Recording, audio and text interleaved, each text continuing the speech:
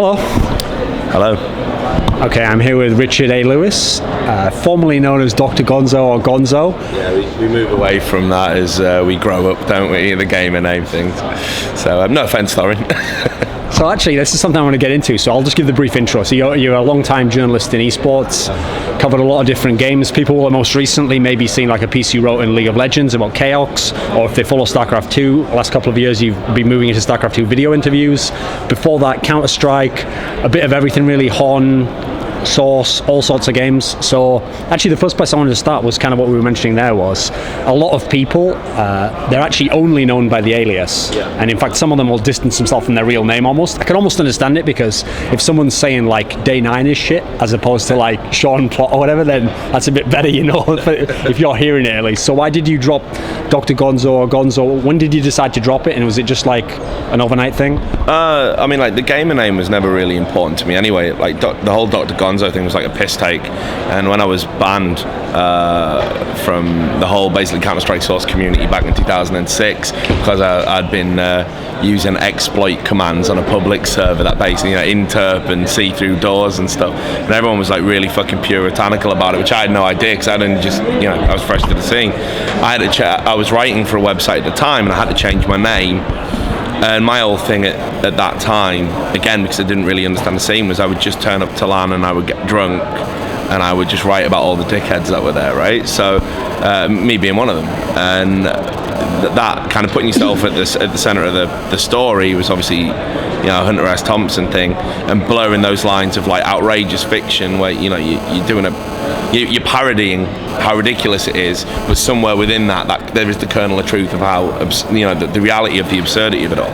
So while that does sound kind of highbrow, and that's probably a really pretentious way to open up an interview, fuck it, that's me in a nutshell. You know, I thought, right, I can call myself Dr. Gonzo. It's a little joke. It's something that, you know, amuses me on a personal level. It's something that people who get the joke may or may not be amused by, and it allows me to write under an alias, which of course I had to. And prior to that, I was known as Castro, which was again another thing. Because my first Counter-Strike Source team was called Dictators with a big Z, and we had like Idi Amin and Castro. It was a running gag. So I had to change it. So yeah, somewhere along the line, it just kind of felt ridiculous to have a gamer name. You know, I don't play games as such. I don't play them competitively. I'm just an old guy who writes about them. And having that alias, that cool alias, you know, with like numbers in it or something, you know, it just, you got to move away from that at some point. So, I decided I'm just going to be Richard Lewis, and that is kind of, you know, who I am. I get it from a branding perspective, why people use aliases, you know, like Day 9 or whatever, something short, snappy. You know, I totally get that, but for me, I don't know.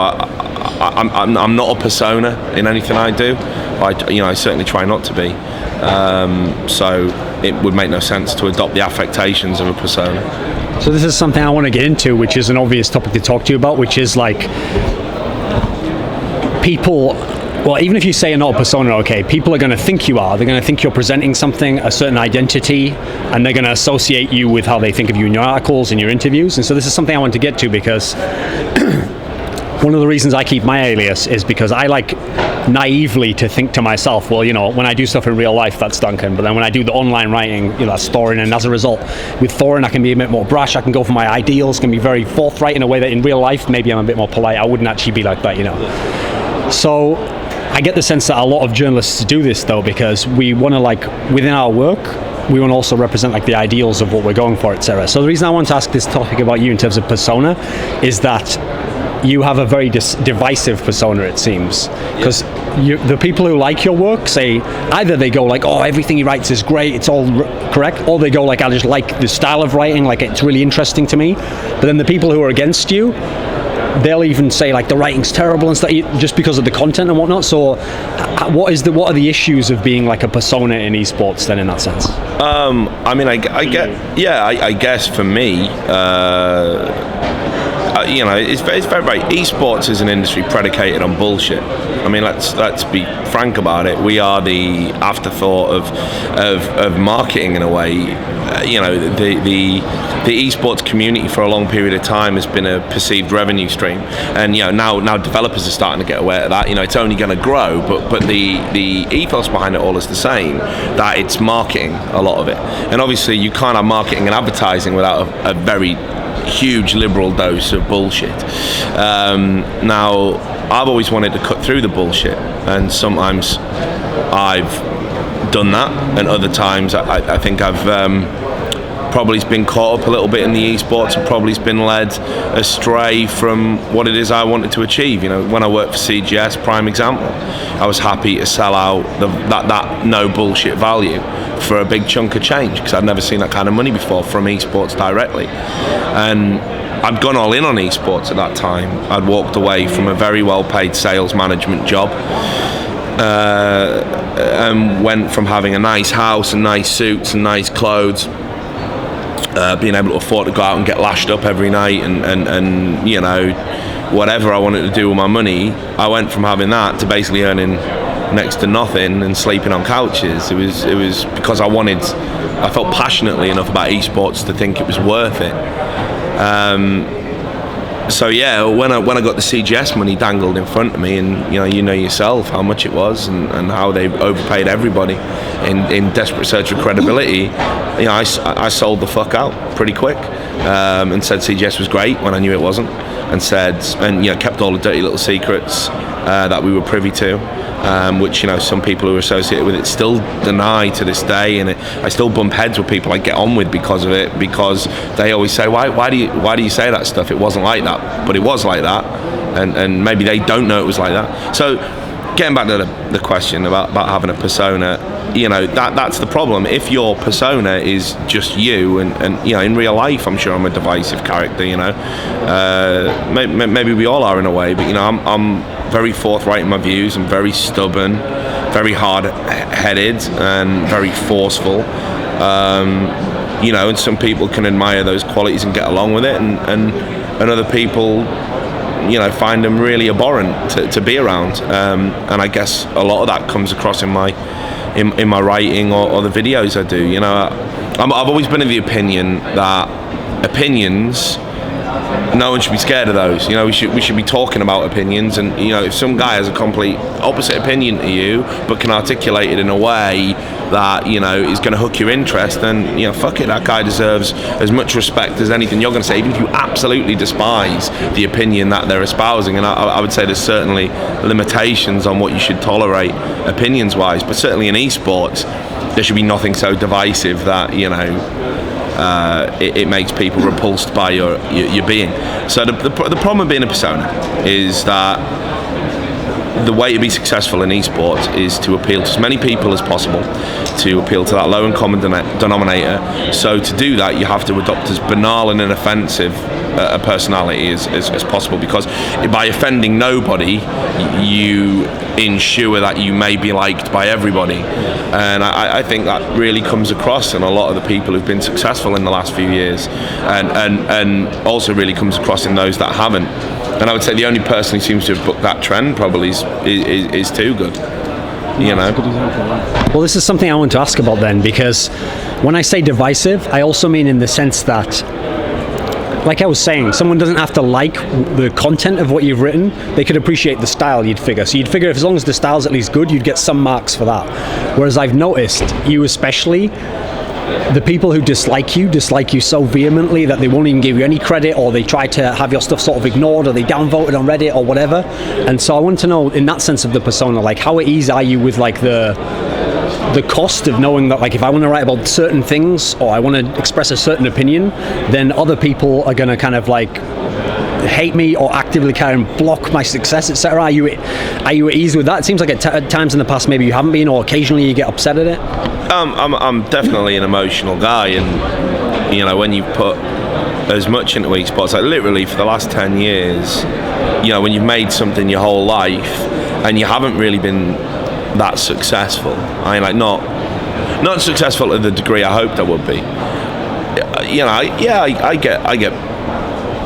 I'm probably, you know, being honest, I'm a little bit bitter. You know, I've seen people make huge amounts of money out of it and receive huge amounts of respect for doing things that are arguably dubious, or maybe they don't do it to a standard I deem to be worth the returns that they get. It's certainly not me to judge, but it is my personal opinion. But yeah, you know, it still hurts my feelings when I guess people are saying, you know, they think that I deserve to die because I've voiced an opinion and all that. You know, everyone pretends it doesn't get to them because they pretend that, because then it's like, right, I am removing your power. It's not, and it'll stop. Eventually, it'll stop. The trolls will stop doing it. But you know, I'm a human being. Yeah, definitely can upset me sometimes, and you know, I react to it. Everyone else tries to get on the professional route, just ignore it and it'll go away. Fuck that. You know, if people want to hate on me, I'll happily interact with the haters and I'll tell them what I think of them right back. I mean, that's just how it is. But in terms of it hindering my success, one thing I will say is there's this ridiculous delusion in the esports community that it's like one big fucking reality show and that people can just vote people and personas and characters out of the scene with downvotes on Reddit or emails to sponsors. And that's a lie. That's a complete myth. You can't do that. I mean, if you're employed by somebody worth their salt, you know, like me, I work for Heaven Media, they're a real business. They're not gonna. If I do something wrong and fuck up, they're gonna know about it anyway, and B, they're gonna act appropriately because that's what you would expect from a responsible employer. All your little emails and all your little Reddit threads don't change that, right? So, you know, if people want to do that and want to behave like that, fine. But ultimately, it changes nothing. So those people don't impact on my success. What impacts on your success is the minute you start trying to tell the truth about big companies who've got esports, you know, in a very much an iron grip, which that happens, you know, it's phases. You know, there's always one company that's on top and has more money than everyone else and more status than everyone else. And rather than try and nurture other scenes or try and spread themselves out in a benevolent fashion, esports has always been vicious and cutthroat, and it's about using that strength you have at any given time to push that other person down. Now, if you're quite vocal about your opinions like me and you want to come out and say something that's not necessarily popular, you know, then more often than not, that's what fucks you up. That's what burns the bridge. That's what sets you back. And again, prime example, CGS. When my work with CGS came to an end, and interestingly enough, I guess we can tell the full fucking story now, right? Interestingly enough, the one of the things that was predicated on was actually someone had took a photo of me with my trousers dropped at a LAN. Because obviously I'm a Brit, I'm a rugby player. I got drunk and I think we did a moon. Right, which, I mean, give a fuck. It's a juvenile thing to do. This was many, you know. I mean, I was still old enough to fucking know better. Like, but it was I was 25 or something. So, yeah, I dropped my trousers while we were out drinking. Someone got a cheeky snap of it and put it up on a website, and someone sent that immediately to CGS. Like, look how drunk he is. Look at his bum. Look how saggy it is. You know, it's unacceptable to look that way. So they got in touch with me and were like, Richard, like, you really can't conduct yourself this way while you're representing us. And I represented other people as well. And first and foremost, the person I always represent is myself. I didn't have a problem with it. It was appropriate in the company it was in. You know, and it should have been, you know, Rich, think about what you're doing, yeah, like perceptions, blah, blah, blah, that conversation, and just leave it there. But it wasn't. They were aghast about it. So I was on serious lockdown after that point about what I couldn't do, who I couldn't talk to, what opinions I couldn't voice. And then it got to the stage where I wrote this article called London's Burning, which was about the London Mint franchise and how there was infighting in the CSS team, even to the point where it had got physical, right? And how it was impacting on their success and driving forward. And it was a great piece of writing, if I do say so myself. It was one of my favourite pieces to write. I even managed to work a quote in from Samuel Pepys' diary, because again, I'm a pretentious asshole. So I was really impressed with it. I was really pleased with it. I sent it to the editor. Editor goes, absolutely not. No fucking way. This is getting rewritten. And I was like, I'm not rewriting it. That's the piece. You either run the piece or you don't. And I stood by my guns. So then what they did is they got another employee to basically rewrite a powder puff piece about London Mint and put it out under my name. And they put that down to a clerical error. Right? Yeah, a clerical error. Oh no, we just put it out under the wrong account. because it wasn't. So I said, now you're rewriting my stuff.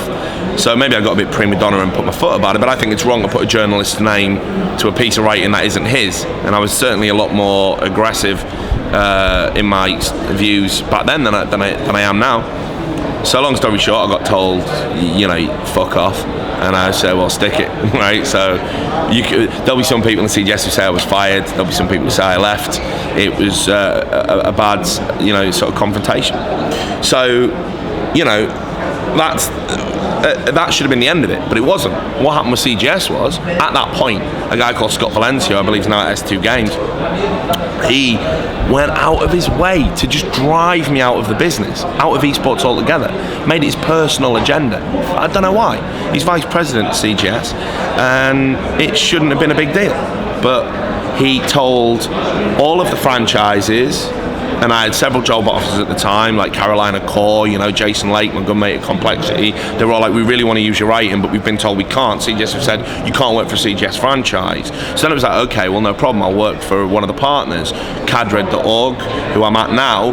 Basically, and I was volunteering for at the time, said, you can't be a volunteer anymore. They're going to revoke our status. So, and we won't be able to go to any events. And I was like, right, okay, so you're getting rid of me? Yeah. Right, okay then. And then I worked at Amiga Sector as a LAN manager. That's a LAN cafe, for those that aren't familiar with branding. And the CGS was already pre-booked to have its European finals there. And I worked there. And Scott Valencia threatened to pull out of the whole thing and not use the venue, even though they were contractually obliged to do it, if I was allowed on site during that time. And he wanted me to have nothing to do with it. The workaround was I had to book holiday while they had the event in my venue, and then I could come along as an outsider, a paying customer, to attend the event and watch the event that I'd helped promote prior to that. So they really tried hard, and if it wasn't for Gottfrag, I probably would have got out at that time. But Gottfrag were like, fuck CGS. We don't care what they say, we've got dominion over ourselves. So, I mean, there's an example of how ridiculous it can be in esports, and how the bully boys will try and pick and choose who gets to work in the business. So those are the people that pretty much dictate the landscape. And I know lots of people basically come and go and never get anywhere because of that sort of level of politics. So this is something actually about, just to stay on the persona topic for a little bit longer, where one of the problems I've noticed with a lot of people who are like forthright with their opinions is that basically anything from the past to do with your personality or a mistake you've made or something just silly you said a long time ago, because you're now saying something which is like the powers that be don't want this said out there, will be brought up and it'll be used now to pull you down now, even if you're a totally different person or whatever.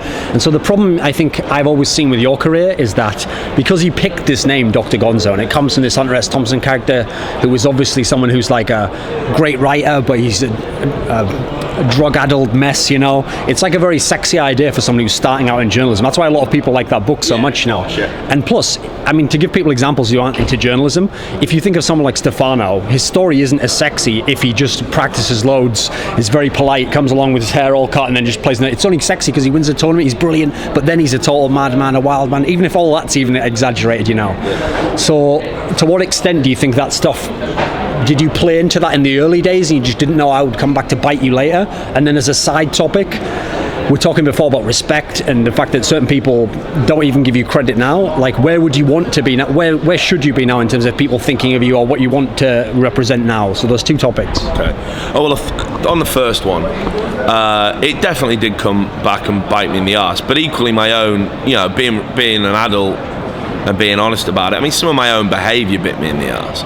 Because I did go to LANs and I did drink a lot and I did have a bit of a reputation as a wild man. And, I mean, again, I'm not going to lie to anybody. Obviously, other chemicals may have been involved at certain times in my life. I still think that's a fucking personal choice. I'm very libertarian about that, but I know, again, it's the fucking kiss of death if you ever admit to it. I know people right now in esports that are having a very hard time because of perceptions about them being stoners, which again, I can't believe it's even illegal in the fucking first place. But I mean, I should be used to that by now, right? And that's definitely a separate issue. And if this was High Times, it'd be a great interview, but it's not. So let's keep it esports focused. So I made some dumb choices, no doubt, and I've done some dumb things. Fuck it, I'm a person like anybody else, and sometimes you're going to get drunk and make an ass of yourself, and other times you're going to be witty and urbane, and you're going to pull off the James Bond shit that everyone goes for when they've had their fifth martini. But equally, what didn't help was the fact that it wasn't just I was a party animal or whatever. People in the industry spread it around that I was actually a functioning alcoholic, and a lot of, which is not true. I've definitely never had an alcohol dependency. I've never had a drug dependency. I've never had any sort of requirement for like rehabilitation, or never had to go on any sort of prescription medication to deal with my, it's even ridiculous to have to deny that, but I think it kind of underlines what people were saying about me for a long time. Between 2006 and 2008, my name went from being the new and interesting kid on the esports block, back from when I started in 2005 and was really unknown, to being, to basically just going to shit as being like a toxic asset, like completely untouchable, because of these rumors about me, and all completely untrue. But the people who were telling them were so credible, and they had reasons to do it, that it was impossible to get away from that. And of course, if you were a neutral and a respectable character saying, yeah, he's actually a functioning alcoholic, and then you go back and read the early stuff that I wrote, and it's like, well, I was on my 27th beer when the final began, and that kind of thing. Which again is a bit cringeworthy, probably some of it looking back. But obviously they would go, well, who am I going to trust? The guys even wrote that he was wrecked. So there you go. So yeah, that was real difficult, and it definitely hindered my career. Heaven Media gave me a massive break, because no one would touch me, which is why I've been with them, for so long. Yeah, had the job offers and stuff, but they were the people who came in first and were like, Rich, we've heard all this negative stuff, but we don't care. We don't, we've met you, we don't believe it's true, and we believe you can be a good asset to the company, and that's why I've been with them for so long and had my responsibilities increased and whatnot. And obviously as you get older, you can't drink as much anyway, right? So even if it was all true in 2006, my body's shot to pieces now, and I couldn't do it anymore if I wanted to. So on the second part, where would I want to be? Like, what do you want to represent? Yeah, what do I want to represent? It's very hard to say that. I mean, I've always wanted to just, esports is a fascinating fucking niche. It's so interesting as a subculture. It is outrageously interesting. It's got so many facets to it, so many great stories, and great stories that never get told because they're either kept secret for whatever reason, or the people don't have the access to tell them, or the people don't have the tools to tell them. And what I've always wanted to do is capture that, capture what makes esports great. Why would a grown man walk away from a good job, a good standard of living, to stay on a friend's couch, go all in on computer games, to be mocked by his family and friends, what are you doing, to be mocked by the community that he serves now as being a fat, bald, old loser who never grew up? Why would you go for that? Why would you choose that over this over here? And I've always been a journalist. Before games, before esports, I was writing about things. I've been on the road with a traveling circus, a traveling freak show, and wrote things up like that. I've paid money on my own credit cards to go to interesting parts of the world, try and get stories. I've freelanced, I worked on papers, I used to edit my university magazine. It's always been, my whole life's been about telling stories. The minute I got hooked into esports, I saw so much interesting stuff there, and it was so inaccessible from everyone on the outside. That's what I wanted to be. I wanted to be the guide You know, like Virgil, right? And Dante in the Inferno. He's the guy who takes him through hell and says, "This is the wood of suicides. This is where the rapists live." I want to be Virgil. You know, like that's what I want to be. I want to take people through esports, but not sugarcoat any of it, not make any of it up. This is really what it is, and this is really what this guy went through to win the championship, and that's what makes it spectacular. Not what ESL tell you, or not what DreamHack tell you, or not what the tournaments tell you. This is what really makes it spectacular, because he had all this going on in his private life, and I want to be the guy that can access that and tell those stories. And it's got easier and it's got more difficult as I've gone through, and I'm trying to do more of that work, but what's kind of plagued my career a little bit is now I have to be that guy, the editorial guy, and that's because there's no one else really writing them. The only reason I stand out for doing it isn't because my editorials are so amazing, so great, so controversial, so edgy. I'd say a lot of them are probably quite banal and tame if you were to compare them to, say, like mainstream media with like the Daily Mail, where you got people like, I know, Richard Littlejohn coming out and saying, you know, prostitutes have been murdered, shouldn't be called women who worked as prostitutes, they should be called prostitutes, to dehumanize them, which is an outrageously, you know, chauvinistic and horrific thing to say, but that gets published in the Daily Mail and they uphold complaints about it. Or that bird who said Stephen Gately, or whoever it was, died because he indulged in a homosexual lifestyle, and that gets upheld by the Press Complaints Commission. There's some outrageous editorials in the mainstream press, things that even I think, Jesus, I can't believe they said that. In esports, my stuff's really tame, but it ruffles feathers because no one else does it. And I hate being the editorial guy, but the only way that's going to change isn't by me not doing them or rounding the edges off. It's by more people feeling empowered to step up and do it. So that's what I want to be. I just want to be a good storyteller. You know, like you're the esports historian, and I want to be the kind of alternative guy. You know, I want to tell the alternative stories. I want to be the guy who lifts the veil. You know, that's what I want to be. So this is something where I have like some quotes about journalism that I thought we could like spring us into topics. So to talk on this particular topic, I had a quote that said, okay, so basically, like you were hinting at there's all this stuff goes on behind the scenes. And when you were saying there, one of the things that makes it so fascinating is that it's so niche. I think that that's something that makes me interested as well, because the only thing I could use it as equivalent that I've learned over the years is like politics, in terms of how that works behind the scenes. But the problem is, if me or you got into politics, it'd take a long time before we could ever get anywhere close to the access to really know the stories. Whereas in esports, it's so in your face if you're actually there that you can see very quickly what's going on.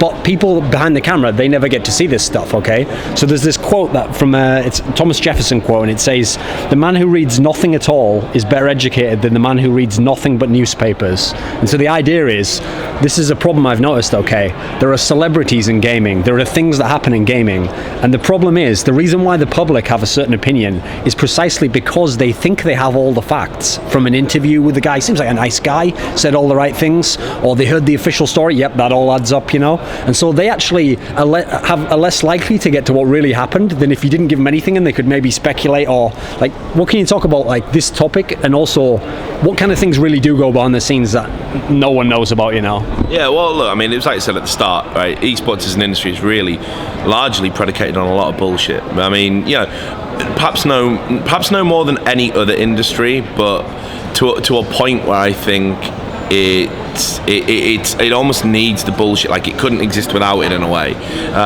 It's become really reliant on it, and because of that marketing aspect of it. Because what we're trying to do is create. Everyone wants to create a product, don't they? Everyone wants to, you know, sell something as being great, and because it's so niche, it's so important that the right perceptions are attached to things, and that comes at the detriment of reality. You know, actually knowing what something is. So in regards to this, yeah, I mean, we of course we feed people the lines that we want to feed. It starts very young. It starts from the moment you get your first press pass at an event, and you feel obliged to write something good about that event, even if maybe that event's a complete disaster, because A, you want to get your next pass, and B, you know, you don't want them to come and kick you out, and you know they've got that power, and people do that. So it starts there. Even if you want to be an honest and earnest journalist, it's very hard to give an accurate portrayal of whatever you've got, because it's almost like you're not here to do a job, you're here because we like you, and that that kind of attitude, and we see it all the time, like Slasher getting banned from QuakeCon, and me, I've been banned from an I series. It's all smoothed over now thanks multiplay. You got to be, you're always conscious of it. You're always conscious of it. You're always conscious of, like, I could write this, it's a little bit harsh, I'll write this instead. So it starts there, and then you move on to this new trend in esports, the narrative, the important narrative. And a lot of times, some stories are brilliant, and some narratives are awesome, and it's great to be part of telling them. But others are just lazy, cut and paste, because there's nothing else to talk about. But now we feel we need a narrative. We can't just say player X won tournament Y. We need to have this thing about why it's special and important, and we have to do this for every event. And it's kind of, we've definitely got oversaturated with the narrative, and we're in danger of moving into X Factor territory, where we're going to start interviewing players about things that happened to them as a child, and getting them to cry and well up, and a few pieces a bit like that. Yeah, we're on the cusp. We're on the cusp there. So that's worrying for me. But yeah, you're absolutely right. The media is manipulated and used in esports in the same way that it is in the mainstream. So in terms of what things go on, understand that every interaction that is ever had on camera, you should be very dubious about. I would even go as far as to say this one, because maybe I am being duplicitous, because I understand how the system works, and I'm trying to make myself seem edgy but appealing. Maybe that's what I'm going for, or am I? Or is this the real me? I would tell everybody to be ultimately cynical. Anyone who sits down and looks at a camera and has a microphone pointed under them has something to gain. You can alter a perception, you can promote something, you can gain fans, you can turn that into money, and especially in esports where your following is pretty much equates to your earning power. So I would advise everyone to be very suspicious at all times, and maybe you're very perceptive and you can read between the lines, and do that. Feel comfortable doing that. And if some guy tells you on Reddit you're just reading between the lines, well, fuck it, yeah. That's what we do in regular reporting, that's what we do in sports, that's what we do in politics. You have to read between the lines because everyone's bloody lying. You have to do it. So and by the same token, when you ask for specific examples, the amount of prima donnas in esports, at the very, very top of esports, unbelievable. I've interviewed esports personalities, and again, prior to that, I was a music journalist. I had a very cringeworthy experience with Avril Lavigne when she literally first started into the first UK tour. That was horrible. I got mugged off by a 15-year-old girl. I didn't take that too well. But I've gone to concerts and reviewed gigs, and I've met people backstage, and I've done interviews with music people back when I was an NUS journalist. And some of these people were bona fide stars, they, gold records. Maybe I didn't interview any platinum people, but they've sold some records and made some money.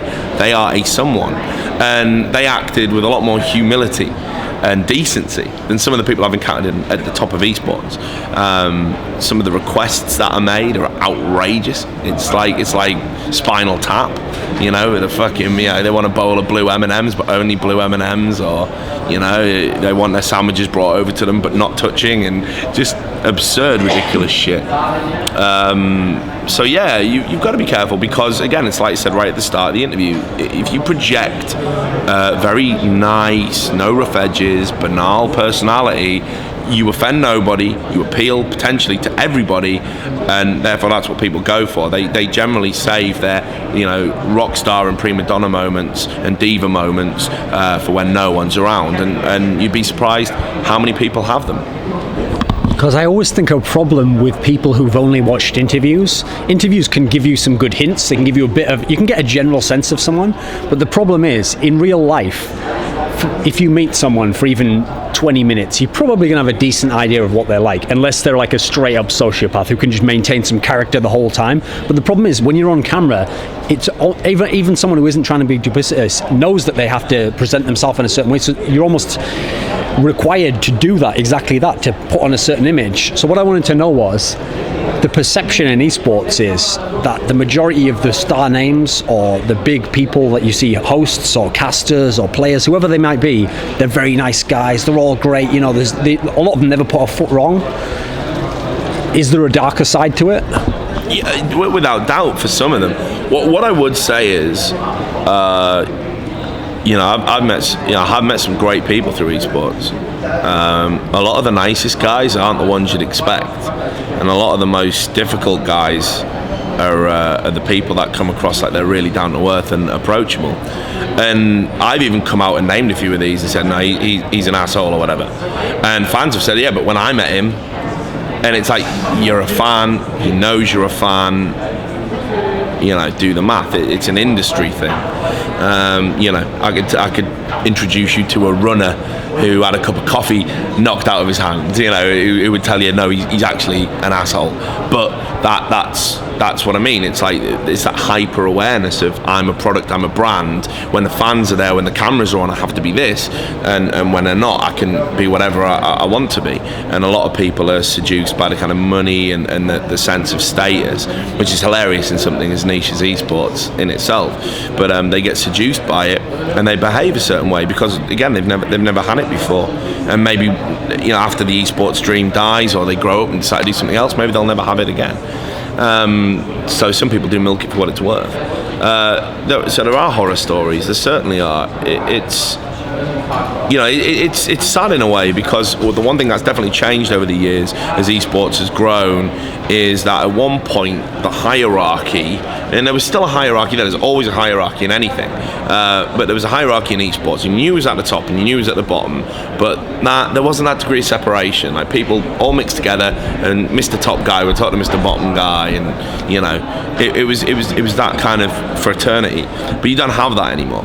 The super successful separate themselves from the guys in the trenches like me. I'm quite fortunate in the sense that I've built up a reputation for being able to keep secrets, and not necessarily have to splurge everything I see, which is of course massive loggerheads with what I want to do in esports. It's a contradictory thing, but I don't like to breach people's confidence, and I don't like to leak things, so people feel comfortable enough around me. So and I've been around for a long time, a decade almost, and people are, he's part of the furniture now. So I get to talk to some of the people at the top, and it's great. Usually it's fine, but there's definitely that separation there. I wouldn't say swim in those circles. It's become increasingly harder to swim in those circles, even if they wanted me to be swimming in that circle with them, because they're off in a separate trailer, or they've got their own private area that only very few people are allowed in. We're not all pitched in one area. Like, the press and the esports personalities pretty much used to be intertwined. It was like VIP. You were all a VIP. Now the press has become less important, to the point where we're almost nobodies, non-entities, an afterthought at most events. Like here we don't have a press area. That's how important the esports press are. But the people at the top of esports have red carpet treatment, runners, meals brought to them. They don't have to mingle with anybody.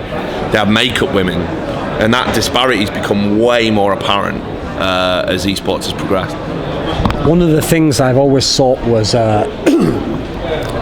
you can almost say it's like a luxury, but it's also kind of like a curse of being like the sort of writer that you are in esports, is that there's an aspect of journalism, where if a vacuum forms where no one's saying a certain opinion, and it's something that's true, or it's very important that this is said, or there needs to be a counterbalance to the bunch of bullshit that's out there, there's a degree to which one of the great things about journalism is you can be the guy where the untouchable guy, you can for a moment at least, like that scene in 300 where he throws that like spear and it just clenches the guy, that guy's like the God Emperor.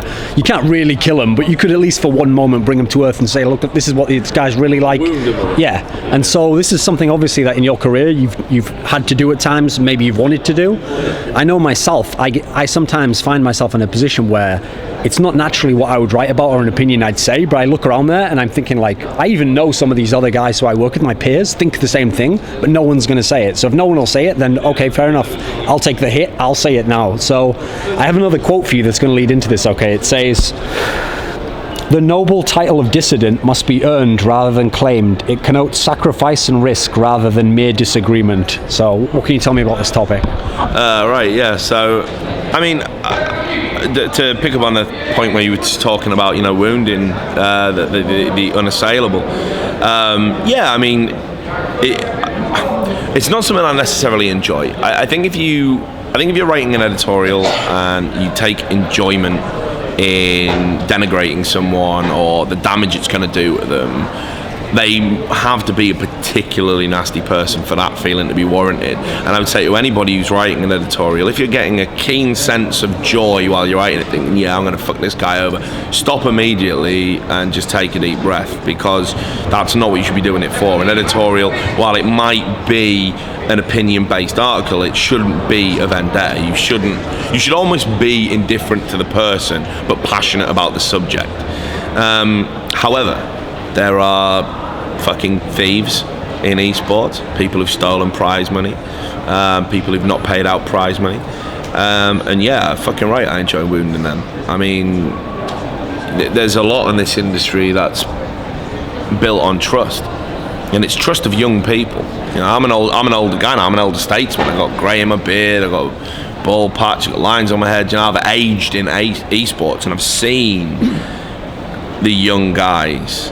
And, you know, I've seen guys who were like 16 and got into it all fresh-faced, thinking it was going to be awesome. And then I've seen them at 18 get a little bit jaded. And then I've seen them at 20 still waiting for prize money they won when they were 16 and wondering if it's ever going to turn up. And that makes me sick. It makes me angry, because we all talk about what can we do to grow esports. Well, keep your promises. Don't betray the trust of the people that make it what it is, the competitors, the players. Don't, you know, the people who sign up for community cups to win 50, you know, riot points or a £5 gift voucher. Pay them out. At least do that, and pay them out in a timely fashion. It's nothing to do it.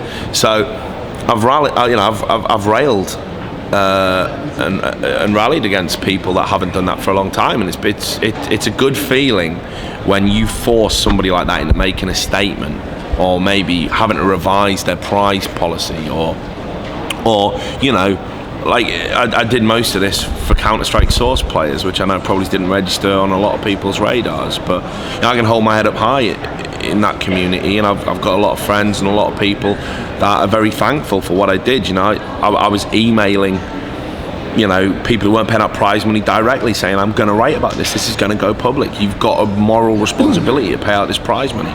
And anything like that's going to force people to pay, or at least suffer the consequences for not doing so, be it, again, an example like the Experience you've just relaunched for League of Legends. You know, I've had a dialogue with them. They want me to, you know, help promote them, and basically the reason they've even come to me and offered me that and said, look, will you write about it, we'll give you some exclusives, we'll give you this access, is because I was one of the biggest critics of it taking 2.5 years to pay out prize money. Same with ESL, who I have a great relationship with, and I love what they've done, and they're hugely important to Europe. But that didn't stop me when they were not paying Counter-Strike Source players to fund IEM effectively. I mean, and I've got emails that basically verify this, that they were saying, sorry, we can't pay you your money you won months ago this month because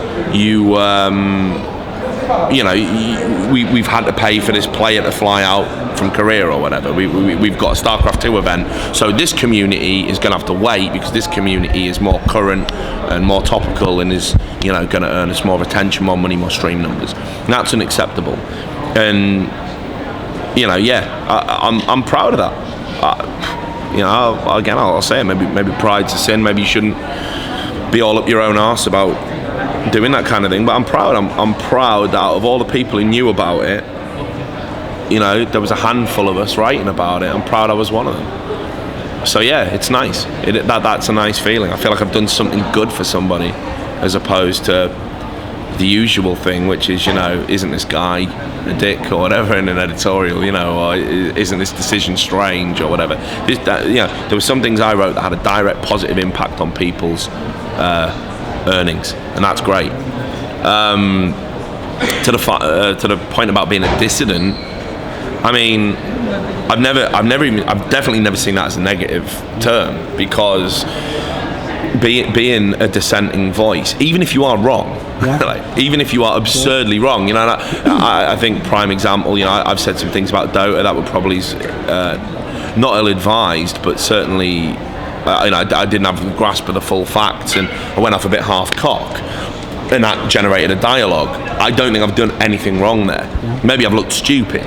Maybe I've earned some fair criticism, but I don't think I've done anything wrong, in the sense that even if everyone has this dialogue telling me how awesome the Valve free-to-play model is and blah blah blah blah blah, and you're actually wrong about this and you're wrong about how ticket systems work and that, right? A, I've been educated and that's great, and B, a dialogue has occurred, because I said it on Live on 3, which is probably the worst arena to do it.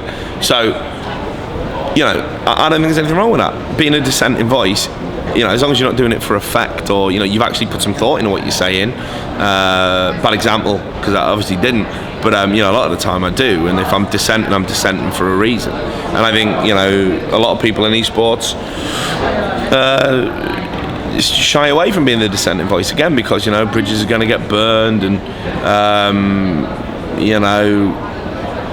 all sorts of things. Like, bridges are going to get burned, job opportunities are going to get cut down, earnings are going to get cut down. People are going to actively smear you, whatever it is. But I guess my viewpoint almost is that, given that my reputation is where it is now, there's no point in stopping being that dissenting voice. But I think it would harm me more if I went all corporate and started ass-licking all the major players in esports to get further up the ladder, than doing what I'm doing right now. So I think an interesting thing you said, actually, that I wanted to go back to was, you made this point earlier that sometimes, even when you're writing something that might be perceived as very critical, you shouldn't necessarily, it's not that you're enjoying it that much. You're not just doing it like, oh, I'm a total arsehole, I just hate that guy, I'm going to fucking take him down, for no reason. And there's also an element to it where, because, for example, it made me think, right, that quote I gave before was a Christopher Hitchens quote, okay, and a famous thing that he used to be a proponent of was the notion that sometimes you should actually write obituaries that are negative about people who are cunts, basically, right? And so everyone else is going to be talking about, Margaret Thatcher's a wonderful person. This is a good example from recent times. And so if no one else is going to say it, even if sounds a bit horrible to write an obituary about someone who just died, you have to sort of set the record straight a bit. And so I had another quote that goes along with this, okay, that goes, I don't think a tough question is disrespectful. And this is from someone who was like a White House interviewer for years and years and years. And so this is what I want to get to, is this idea that when you're writing these opinion pieces, or you're doing an interview and you're getting to like a potentially controversial topic, okay, the cynical thing someone's going to say is that you're just doing it for the hits, or you want to make yourself important and claw at them a bit. But is there an extent to which you're compelled to write about certain things or look into certain things, or is there some aspect of that to your personality as to what you're choosing as the topics that you write or talk about? I think I'm uniquely positioned within esports to do it, because I know heavy media aren't going to have a knee-jerk reaction and fire me, whereas I think if you're just a volunteer on a website, I know, pick any website at random, and you write something controversial, and that organisation like EG, who we know operate a blacklist, and I'm on it, if they say to a website, right, well, we're not giving you any more interviews with your players because of that piece that you've got out, I think a lot of people who own the website will look at it and go, okay, we're a traffic-driven business, we need click-through ad revenue, I'm going to get rid of this volunteer, and I'm going to delete that article, and I'm going to send a grovelling apology to EG. Now, I'm never going to have to do that. I'm never going to have to apologise about anything I've ever written unless it's wrong and factually inaccurate.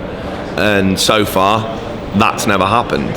So I'm in a position to do it. And I guess, maybe I do pick up that standard. Maybe that's a really egotistical thing to do. To think, if I don't do it, no one will. I am the guy who must do this. Yeah, maybe that is fucking ego, right? Maybe that is sheer arrogance. But I don't think it's necessarily harmful. I don't think it makes me a bad person. I think, I guess, again, all right, fuck it. Straight up God complex, maybe, I've got, whatever people want to say about me, sometimes I do think I have to be the guy that tries to fucking stop these people in esports. I think maybe I get a bit full of it sometimes. Maybe I do go a bit full on. But, I do feel compelled. And like I say, I think I've got all the tools at my disposal, because while cadred.org might not be the biggest website, and it might not be the biggest website for the biggest games, it's got pedigree. It's reasonably well respected in the industry, and I'm well respected for good or ill, for whatever that means. People know me, and people will link to my stuff, and it will find its way to the top of Reddit if what I've said generates a debate. And there'll be no repercussions for me, none. There might be repercussions for the person I write about. There might be repercussions for me in terms of, that community doesn't like me anymore. Well, boo fucking who? If I felt it needed to be said, and maybe it did and maybe it didn't, but if I feel it did, and there's that positive intent there. So, coming to the obituaries thing, I mean, that's a prime example. Like the coverage of Margaret Thatcher's death on the BBC. There was no dissenting voice. There was no alternative to that. And Hitchens is absolutely right in what he says about there being negative obituaries.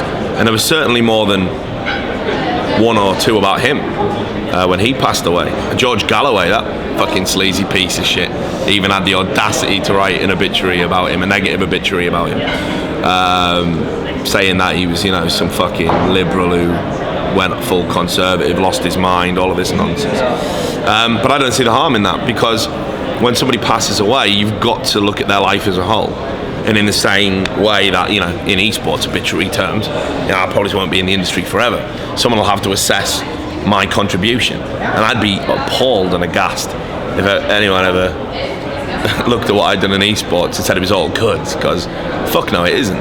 But I would equally be appalled if people didn't look at some of the good stuff I did and draw reference to it. So, I definitely won't labour the point, but I think sometimes because of the fortunate position I'm in, I try and be the standard bearer for what I think is right and good, and how esports can be a more honest business, a better place, and a fairer place. And I'm sure sometimes that comes across very pompous, and but I'm probably not going to change. When you say that though, like, it sounds like you're being very self-effacing there, okay, saying like, maybe I'm a bit pretentious in thinking that, etc. And it's true to someone who maybe doesn't know like the process of ambition and improving yourself in a certain area. It's going to sound very egotistical to say these things, okay, like you're aspiring to something, but it's true, you are aspiring to something. When you start out and you're not very good at something, if you're really someone who thinks, I wouldn't want to, put myself out there and say that I'm going to do this or try, you'll never become that thing, in my opinion at least. And so that's basically like how I've seen it, is like there's a degree to which you almost have to be reaching for the thing you want to be, and you won't be it initially, but eventually you can get there. And so in terms of like working on your sort of stuff, I think these sorts of people actually are ideal to become the best in this very niche little world we're talking about, okay? Because when I think of my own career, a lot of people, I always get the criticism, okay, like, oh, you're so negative about everything, don't you like anything? And what people don't realize is, if I loved everything about esports, you would never have read a word from me, because I'd be behind the camera, sat on the couch, watching the games, loving everything, popcorn, I'm loving it all. Yeah. The whole reason I got into it is because I would think to myself, that guy's written was shit there, I could write better than that. You know what, I'm going to do it. And I couldn't initially, but it was the idea to at least think I could. So I'm sort of pre-selected to dislike most of the things and think it could be done a better way and try and push people to want them to go to a better way. So what I wanted to ask you was, along this line, I think oftentimes, because now no dissenting opinion is allowed, especially no critical is now billed as negative, okay? And so the problem with that is people think you're either nihilist or you're overly cynical, whereas I often feel like people like you or I, we're just misunderstood. We're actually like failed optimists. Like we think it could be better and it's so within our grasp, but people aren't doing it the way it could be done. What do you think on this topic? Well, I don't know if I'd label myself a failed optimist. I'm not an optimistic person by nature, no doubt about that, and maybe I do have a tendency to focus on the critical, and as you say, that is perceived to be negative, even though critical doesn't mean negative, and it shouldn't mean negative. But it's like, I know I had such high hopes for all of this. What did you want it to be? Yeah, well, I don't know, just it's real hard. Like it's not even about where I'm placed in it all. It's just what it is, what it could have been. It could have been like, everyone talks about how it's finally getting that recognition, like it's going to be a real sport, but it isn't. And it isn't because of how people are treated behind the scenes. You know, when you've got players huddled up like cattle and being forced in and out because the event thinks the exhibition and the exhibitors and the people who bought floor space are more important than the competition, it's not a sport. When you've got blacklists for journalists, well, maybe it is a sport. Alex Ferguson certainly sorted that, but you know, when where games developers are getting to the stage where they're controlling pretty much all of the content output out there, and people like me and you are a dying breed. It's not a sport. Sports inspire passion, and they get people fired up, and people support a player or they support a team, and the depth of feeling they have for that, they identify with it. It can be about regionality, it can be about nationality, it can be about personal identification. There's all these barriers in the way that just seem to prevent that. And what esports is being subverted into is a way to create a self-perpetuating money machine for games developers. That's not what I want for it. That's not what I ever wanted for esports. I never wanted it to grow so big it lost what made it so good, which was, like I say, that fraternity, that parity you had. Even as the guy who's lifting a trophy, you played the same game as him. You may even have competed in the same tournament and gone out in the groups. There's this belief that you could be that. You know, you could be that person. If you work hard, practice hard, go pro. And even if you're not interested in that, you know, I play the game and I understand the mechanics required to be that good. So I'm in awe of him. You know, as we came really close, I think, to the purity, that purity of loving a sport and loving competition so much within esports, and then we've just lost our way a bit lately. You know, I'd really like esports to be a better industry to work in. I wish it wasn't all at the lowest tier a bunch of volunteers with no workers' rights and ridiculous expectations, and you know, a community that probably doesn't appreciate them quite as much as they should. I wish there was clear career paths carved out, like you could see, set in stone. Like if I want to be a journalist in a mainstream industry, I know what I need to do. I know what courses I need to do. I know I need to volunteer at a paper. I need to go on a work placement. I can do this course. I've got to get my NCTJ. You know, you understand how you get from point A to point B a lot clearer. And sure, there's nepotism, and sure, there's unfairness, and there's actually better people than you. And maybe you don't get where you want to go because you're not good enough. But in esports, it's not a meritocracy. It never has been. I mean, if it was very early. And then the people that got into positions quickly started closing doors to protect what they had. And that's sad. You know, there's so many people out there in the community that contribute so much, that could take something, that, you know, that give so much, that could take something back, and I feel they're prevented from doing so for whatever reason. You know, so esports, I know, like I said, I just had real fucking high hopes for it. So when I write about it, you know, maybe it is tinged with a critical nature. Maybe it's even tinged with a little bit of sadness.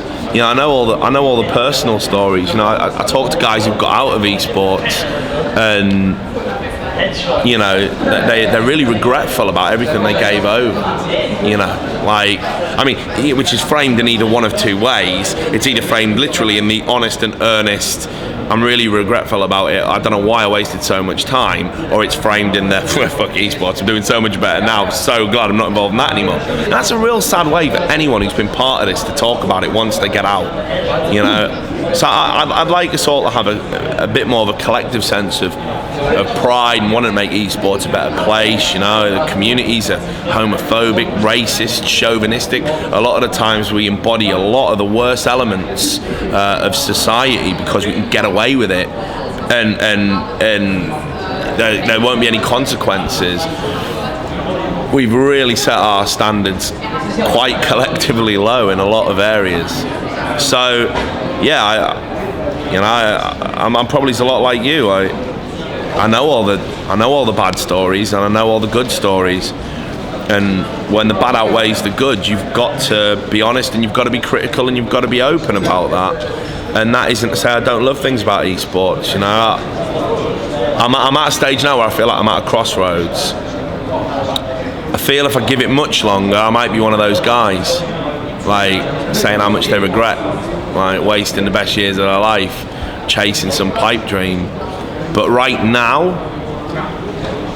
I think I can just about say it was worth it. And part of it being worth it was being able to criticise it and try and shape it, even though that didn't always succeed.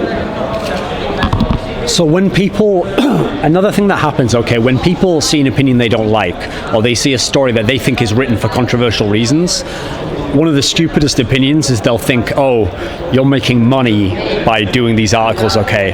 And I've noticed, even people who are fans of like me, your eyes work, they have this really weird perception of how we make our money, okay? Yeah. So I often have people, like some people even within the industry will say stuff like, oh, things must be going really well for you at site X, like a past site I worked for, okay, but I'm actually going to give a story here without giving details. I worked for a site in the past where I used to do interviews, I used to do my articles, the sort of stuff I do now, and this is the stuff that the community sees from me, okay, my expression, etc.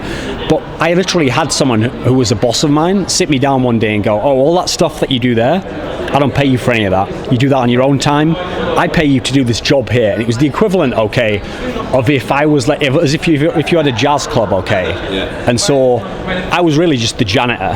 Let me go on each night, you know, and play the bass or something. Maybe I'm really like quite a good bassist, you know, but I can't make any money doing that. And people think I'm making money from being the bassist, but really at the end of the night, I have to go home and I have to do all the janitor stuff to get the opportunity to do the thing I want to do, you know. And I get the sense for quite a lot of people who are quite good in esports, this is the problem. You can at best tangentially do what you want to do with another job, because there's no one will pay you just to be a columnist or just to be an interviewer, as far as I can tell. Has this been like your experience at all? Because I mean, I kind of try to find a job that lets me do something here to do what I really want to do, you know. Yeah, you know, I'm kind of a jack of all trades. Like, you know, I mean, I don't think Heaven Media would mind me saying that, you know. Help with tournament structure, consulted about, you know, from our sales team about, you know, what's a good idea to pitch to a client. You know, I roll my sleeves up. Everyone was laughing at me this event because on the first day I was unloading a van for some PCs we've leased out. But that's, you know, me. Like I don't really need to. Like, oh, this is so much out of my remit. This is so beneath me. You know, like fuck that. Grew up in a colliery town. Definitely not scared of getting my hands dirty. So yeah, you've got to though. Right, people pay you a salary in esports not to do one thing. They're either buying your following, right? And there's very few writers that have a following worth purchasing because people don't want to absorb that media. They're like commentators, casters, video personalities, and then, you know, the handful of us that can actually write worth a stitch and do something a little bit out of the ordinary, we kind of get our props, but no one's going to pay for it. So what you buy is, you generally buy, I say, either the following or you buy a broad skill set. You know this guy can write, but he can also teach other people to write. He can manage a website. He knows how to organize teams of volunteers. He can travel to an event and, you know, get videos up and book a press pass. So I find my time is generally split between, you know, management, you know, the writing's like the tiniest part of it in a way. You know, I manage teams, I manage the website, I'm always managing content, my interactions with people, you know, talking to people who are producing new games. Is it going to be esports viable? Are we going to be able to get some content out of it? Do you want me to do some content about it? You know, it's like the actual sitting down and writing a column once a week. It's like, you know, I don't even have time to do it weekly anymore. You know, it's irregular at best. So yeah, you've got to just muck in, and basically whoever's holding the purse strings, you've pretty much got to do what they tell you to do.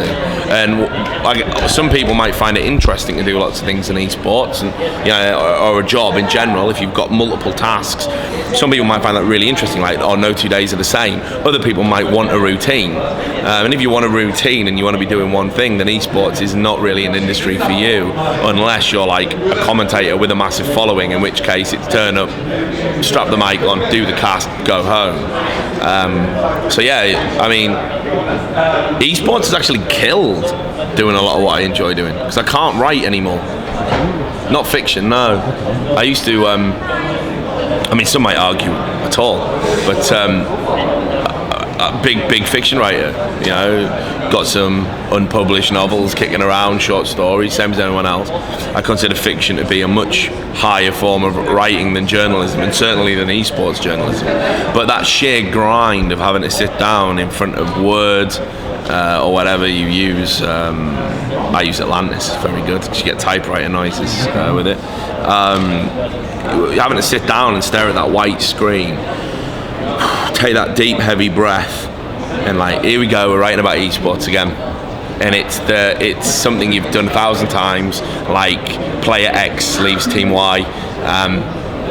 Very dull, run-of-the-mill stories that you've got to, you rehash the same phrases. And I've done that for so long now, I'm so turned off by the idea of writing after maybe bashing out 5,000 words over the course of a day, all of it fairly, flim-flam, nothing to it. I can't sit down and write anything I want to write. I can maybe get a 400-word burst out before I'm just so sick of looking at that screen again, because it's become the job that I have to retreat into something completely frivolous, like watch a movie or a TV series or play a fucking game in solo queue. Just anything rather than writing. So yeah, now I do the job to do the job. I used to do the job thinking it would be a stepping stone to something else, like loving esports equally, but thinking, well, in 10 years, maybe you've got a mainstream sports reporting job. Now I do so much work in esports, I haven't even got the time to freelance in mainstream sports anymore, which I used to do quite regularly, even last year. So yeah, it's kind of esports or bust at the moment. In terms of like the satisfaction then, or what you get back from it, so I would describe it for myself like this, okay?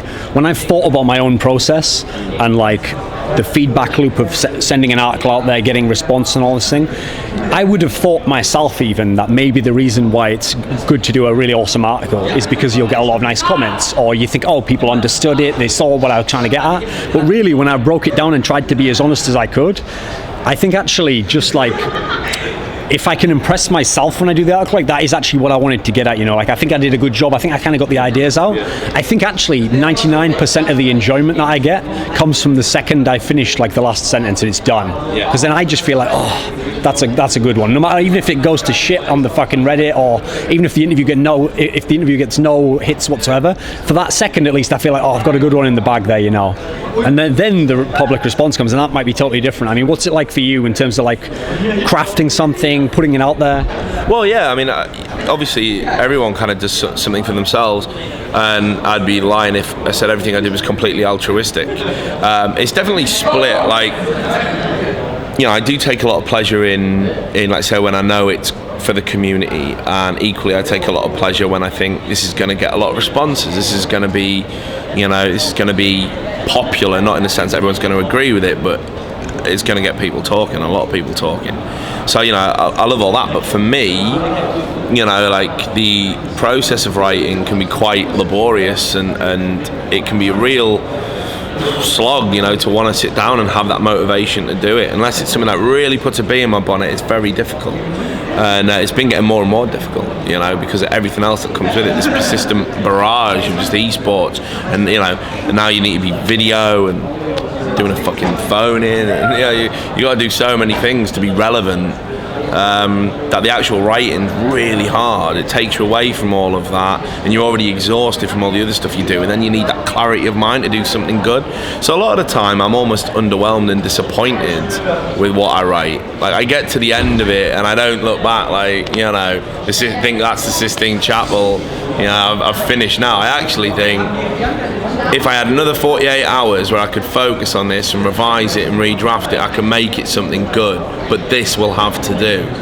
And yeah, I think my standards have probably gone down over the years as a writer. I think I get more attention and maybe I get more praise, but I think 2007 I probably peaked in terms of esports writing. I think that was probably where I did my best articles. I was at my most prolific. Now I think, I don't know, maybe 1 in 6 is something I would like take and show to someone outside of esports. Like, that's something I'm glad, you know, I wrote that, I'm proud I wrote that, I'm glad I wrote that. The other 5, you know, you kind of just look at it and you think, I can be better than this, but I haven't got the time, you know. And again, it comes down to what you were saying, because no one pays me to just be a writer, I can't just focus on the writing. And because no one values the writing, I guess or rather it's not valued enough as I personally believe it should be. And maybe that's me being anachronistic and not moving with the times. But you know, maybe it becomes easier to put out something that's second rate because you know it's not going to get people. Right, all written praise can be summed up with TLDR and good read, and that's why I gave up on comments, because the people who argue with it and say it's a piece of shit, you got to say. How you beat those people in an argument is, right, you're writing shit, you're writing style shit, you've not done this, you've not done that. You think, well, you know, I did 5 years at uni doing journalism and media, I've worked in you know, the mainstream press, I get paid to freelance, I actually know more than that guy. But then, if you carry that mindset forward, and this is what people don't do, carry that mindset forward, what does that mean about the praise then? It's just equally meaningless, exactly. So if you're sat there getting drunk on the smell of your own farts just because people are spamming good read or what an excellent article, you're fundamentally failing. And if you know, absorb all the criticism and change your writing style because of it, or you're too scared to write something because of criticism, then you're failing. The happy medium is to try and analyze what you do and just look at it objectively, not even look at the reaction, just look at it objectively, know in your heart of hearts when you could have done something better. And that's, you know, I definitely feel that about, you know, I'd say a large chunk of my work. In terms of the actual process that goes into either writing the editorials or doing like an interview that's very in-depth, for your specific process, particular only to you, what are the areas that have had to change over the years, or that you've managed to develop and kind of like these things work, these are in place, like these are good techniques or whatever that you use? I used to get real hung up on beginning, middle, end, right? So like you had to write your article very linear, and if I couldn't blast out that good beginning, I wouldn't move on to the next piece. It was like I felt it would hinder telling the story if I didn't have it clear in my head. And in the same way I want to take the reader on a journey, I felt like when I was writing it I had to go on the same journey to get to the end, and that would let me know if it was a better piece of writing, which is drivel bullshit. All it does is when you're banging your head against that brick wall, you're not being productive and you're going to find yourself at an impasse. Sometimes it's better to flit around. You can start in the middle and you've got that good paragraph, you know, the meat of it that you know is the thrust of the article. I can write that, and the bookends I can add later. Sometimes you can write a really great snappy ending, and somewhere within that phraseology is, oh, but I can link that to this wicked opening line, and then the dam bursts. So definitely in terms of just writing process, not feeling constrained by ridiculous rules I've put in my own head, you know, and just actually putting pen to paper. Once you start, you know, you'll do the rest. The hardest thing is to start, sit down, and when you hit a block, So, okay, don't worry about that. I'm going to carry on because I need to tell this bit down here, and I've actually got an idea for that. So, and then just kind of piece it together. So generally when I write my articles, I flit all over the place, and then I will, even to the point of having to swap paragraphs around to make it fit a bit like a jigsaw. When it comes to interviewing specifically, one of the weird areas about this, I think, for someone who isn't involved in the process when they're watching this, will be that interviewing particularly, I've noticed, is an area where feedback, I think, is almost entirely useless. As in, the people watching it, what they're telling you they want might not even be what they want. They just think that's what they want. And so the problem is they'll give you feedback that won't necessarily help you improve. So from my opinion, at least, the only way you can improve is analyze yourself and maybe look at people who are better, that you think to yourself, I'd like to do that, or figure out how he's doing that. When it comes to actually interviewing, do you have a similar style now to the very early days? Is there something that you've crafted in terms of how you want to do an interview, or little areas along the way? I mean, my interview style, because of the kind of questions I want to ask and what I want to get to about all that stuff I talked about, which earlier, which I won't rehash. I used to do a lot of boxing, and probably tell from the nose and the wonky eye. I lost a lot of matches. But yeah, I kind of carry that mentality in, where it's like, you know, you work someone's body to get them to drop their hands so you can work their head. And you know, if you, same goes if you're working their head, and then you know you can open up the body and get them, drop them with a real good shot on the floating rib or whatever. And it's about keeping you're almost locked in combat with an interview subject, like in the most beautiful way possible, in the most friendly way possible, because I need to get to that answer, not necessarily the answer you want to give me. Even if you're an honest person, I feel like I need to unlock something to get the best interview. I need to unlock something, and to do that, sometimes you've got to use little tricks and gimmicks to get there. My interview starts the minute I start talking to the player. They don't know it.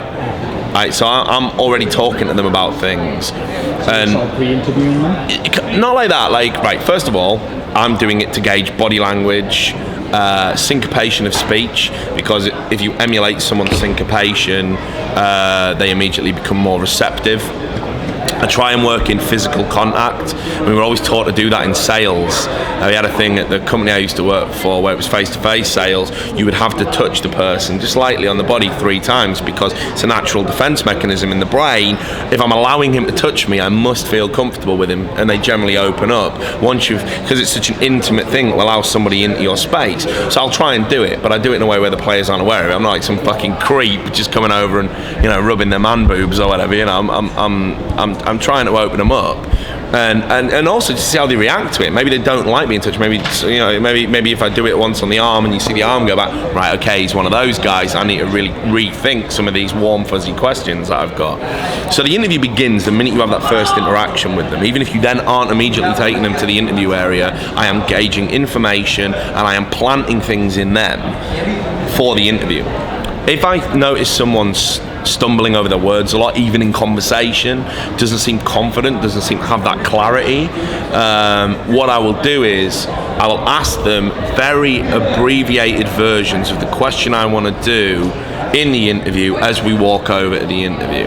That is their rehearsal, that is their run through. And then when I ask it on camera, fuck it, I just said this, it's okay. And then they can expand on it. So you get the better answer the second time around. And you always say, oh, we'll probably talk about this on camera, but, you know, so you prepare them for that. Other things, what I like to do as well with the interview is, you know, in terms of structuring the questions, esports interviewers, please stop asking, can you introduce yourself? Do the introductions yourself. Can we start doing that, please? Because it's so fucking lazy, and you're never going to really get a good appraisal. I mean, I was always told when I was working in the print media, write the introduction, but always assume that the person reading the article has at least a cursory knowledge of who you're interviewing. That's why they're reading the piece in the first place. So you don't have to necessarily tell their fucking whole life story, but explain why it's relevant that you are interviewing them that day. So say you're here with so-and-so and do that. So I never like to ask, can you introduce yourself? I think that's a terrible opener, and I think actually what it does is it gets them thinking about themselves to the degree of, oh yeah, right, I need to talk about this esports persona, I need to talk about that part of me, and who I play for and what I do. It actually closes them off. If you do the introduction and you make a very bold statement while you're doing it about who they are and why you're interviewing them, and then go into your first question, you've really got them thinking about what you want them to talk about. So I'll do all of that, and then the questions will be very, right, I'll maybe write down and prepare maybe 5-6 questions for an interview, because I'm listening for buzzwords and keywords to come through, and then I'll do 2 follow-ups pretty much off all the main things. So if I don't get that follow-up, I should have enough material in the locker to get through the interview and make it worthwhile. But for players that don't necessarily give you a lot, you will notice those interviews are shorter. But the minute you hear something that's interesting, you've got to dive in there, you've got to listen. I see so many interviewers as well. I mean, obviously they're juniors. It's a real shame because no one gives them any media training or anything. You don't get taught this. They'll be reading off a paper sometimes even, and they go, so what did you think about this? And they will go, well, I thought it was fucking shit actually. I'm really pissed off, and I'm pissed off because I didn't get a play because there was a PC crash, and I didn't get to sleep in my hotel last night because my opponent deliberately kept me awake all night banging on my door in some sort of horrific ploy so I'd lose the game today. What tournament will you be playing at next? Fuck that. You ask him about that. Why was that guy knocking on your door? What, really? Let's get that conversation going. And people don't do it. They just rattle through a series of pre-prepared questions. Makes the interview stale, terrible. We never get to the heart of the matter. So there's lots of things. I all the techniques that I try and employ. It's stuff I've learned from sales. It's stuff I've learned from being media trained, studying it. I've tried to take courses in it. I've read up on body language techniques. Things like that. I know I've got a lot of terrible habits myself. I a lot, I say a lot, I probably wave my hands around too much. I can't get out of those things. I probably could if I had somebody really on top of me, but at 30 no one's going to get on top of me and get me out of those habits.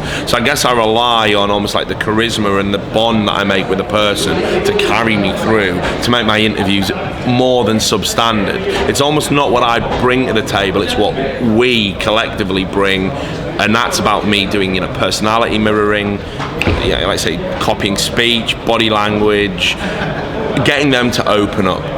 And I don't think that makes me unique or special. I'm not trying to oversell what I do. As Total Biscuit told me not so long ago, interviews are really easy. But I definitely put a lot into it and put a lot of thought into it to try and make them as good. It may look like I've just sat down and I'm just having a chat with them, but I'm hyper aware about everything that's going on, and I do so much stuff off camera to get the very best interviews that hopefully it comes across and makes them a little bit different. So one of the things I often hear from people, funnily enough, usually who have no experience in doing interviews, is one of the areas that they'll always play up that's impossible about esports journalism is this notion, you've probably heard it a million times, oh, you can't ask EG about that particular player and that question because then they'll just blacklist you out directly and they'll say, the player won't answer the question, etc.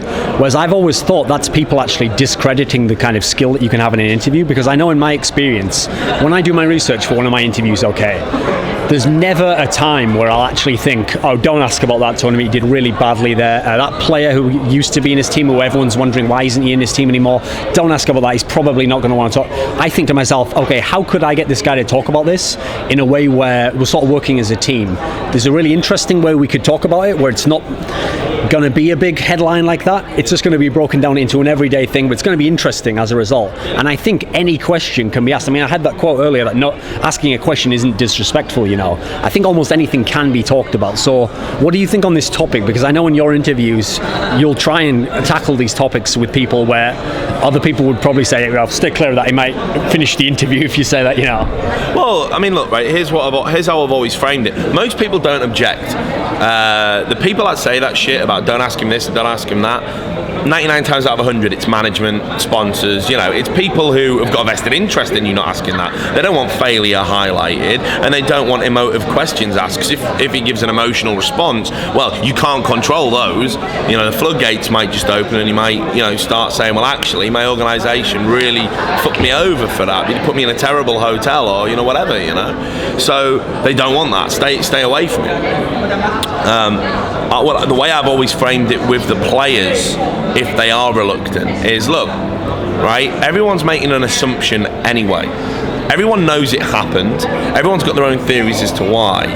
I want to give you an opportunity to actually, on the record, talk about it. I'm not here to get you, but I'm not doing my job if I don't ask that question. Like, a good interviewer, while obviously you should be thinking outside the box and asking your own questions and trying to find an interesting and fresh take on things, you've also got that responsibility to ask what the community wants.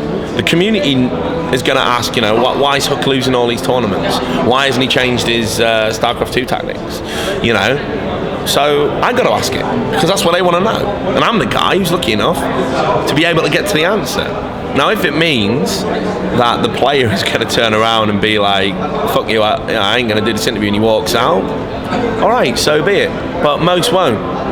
Certainly, it's never happened to me. I don't think I've ever had an interview end that way.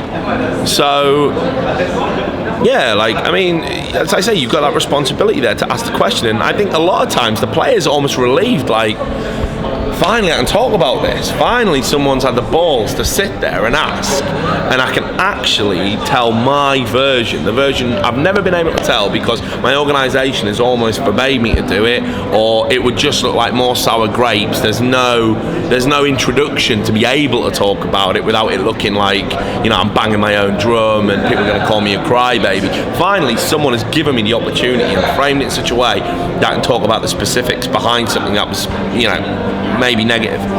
And I think that's a great opportunity to offer a player.